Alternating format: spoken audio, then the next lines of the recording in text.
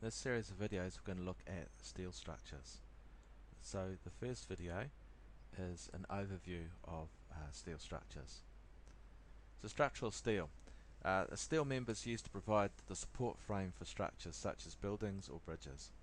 They are fast to erect, so you can make them up at a factory and truck them to site, lower into place with a crane, and so the on-site work is a relatively short period of time compared to, say, concrete, where you have quite a lot of time to lay stuff on site. Strength for weight, steel is stronger than concrete or wood, and so you can have longer spans with slimmer members.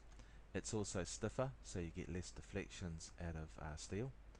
It's flexible in an earthquake loading, so it doesn't have a catastrophic failure like concrete or a brittle material.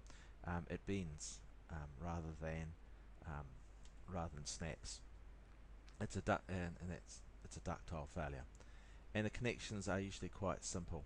You just bolt them together or weld them together. The disadvantages is it expands and contracts with heat. It's poor fire performance compared to other materials.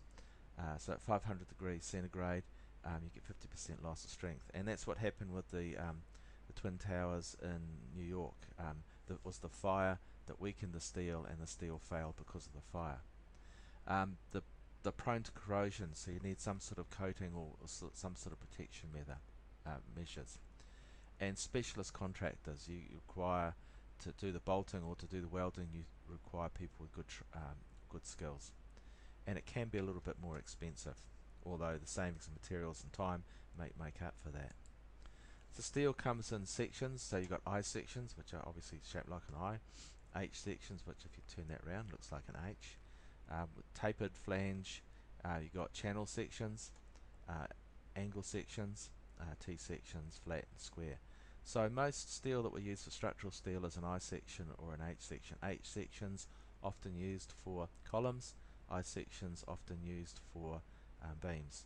But for the smaller components, angles and channels may be used for specialist uses. So the steel uses: high-rise buildings, because of the strength and the relative low weight, means the foundation system doesn't have to be so significant as compared to as if it was concrete or masonry. Enables large spans. So you can see there's a massive great open span here. It'd be very hard to do that with concrete. It would be very costly, and it would be quite a much larger structure depth-wise than what we've got here. And temporary buildings, scaffolding, for example, means you can construct it very quickly. So in the next video we're going to look at the types of structure.